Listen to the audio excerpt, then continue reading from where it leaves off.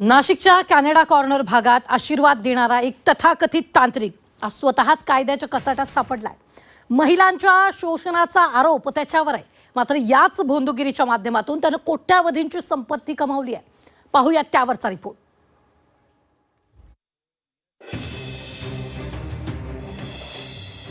भोंदू बाबा खरातकडे कोट्यवधींची मालमत्ता।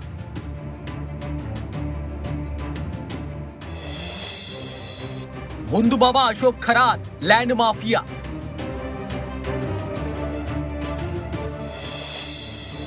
भोंदूगिरी जोमात, संपत्ती अमाप।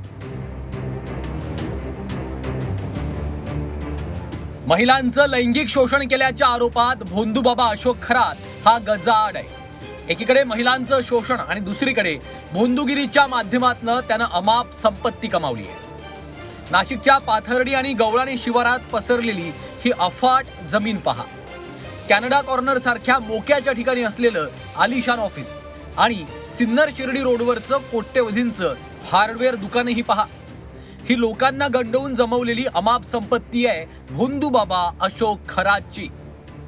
भक्तांच्या श्रद्धेचा बाजार मांडून खरातनं नाशिक पासून नगरपर्यंत कोट्यवधींची माया जमवली आहे। अशोक खरात याच्या शेकडो प्रॉपर्टी अनेक ठिकाणी आहेत, ज्यामध्ये रहिवासी तर काही ठिकाणी व्यावसायिक स्वरूपाच्या प्रॉपर्टीज आहेत। इतकंच नाही तर त्याने अनेक व्यवसायांमध्ये सुद्धा मोठी गुंतवणूक केली आहे, जी आपण बघू शकतो।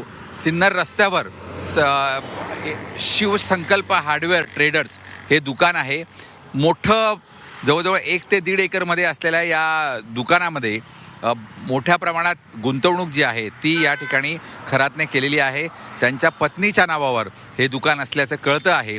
मात्र एकूणच असे अनेक व्यवसाय या आजूबाजूच्या परिसरामध्ये खरात यांचे आहेत। आपण जर बघितलं तर त्यांची अजून 2 एकर जागा या बाजूला गुंतवणुकीसाठी करण्यात आली आणि त्याचबरोबर इथल्या एका व्यक्तीच्या नावावर सुद्धा त्याची अनेक वाहनं या ठिकाणी असल्याचं बोललं जात आहे। इतकंच नाही तर या दुकानाजवळीलच एका राहणाऱ्या व्यक्तीच्या नावावर मोठ्या प्रमाणात प्रॉपर्टी सुद्धा घेण्यात आल्याचं बोललं जात आहे। पोलीस तपासातनं समोर आलेली माहिती धक्कादायक आहे।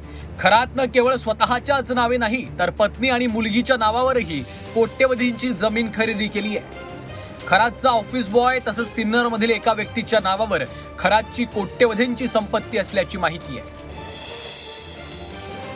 गवळाणी शिवार 15 मोक्याचे भूखंड, सिन्नरमध्ये 1 कोटींचे 2 व्यापारी गाळे, नाशिकमधील कॅनडा कॉर्नर परिसरात दुकान आणि अहिल्यानगरमध्ये 5 एकरचा प्लॉट। अशोक खरातनं कोट्यवधींची संपत्ती जमा केली आहे। लोकांची फसवणूक करून त्यानं नाशिक जिल्हा तसंच अहिल्यानगर जिल्ह्यात कोट्यवधींच्या जमिनी खरेदी केल्या। त्यामुळे त्याच्या सर्व जमिनी सरकार जमा झाल्या पाहिजेत अशी मागणी सामाजिक कार्यकर्त्या अंजली दमानिया यांनी केली आहे।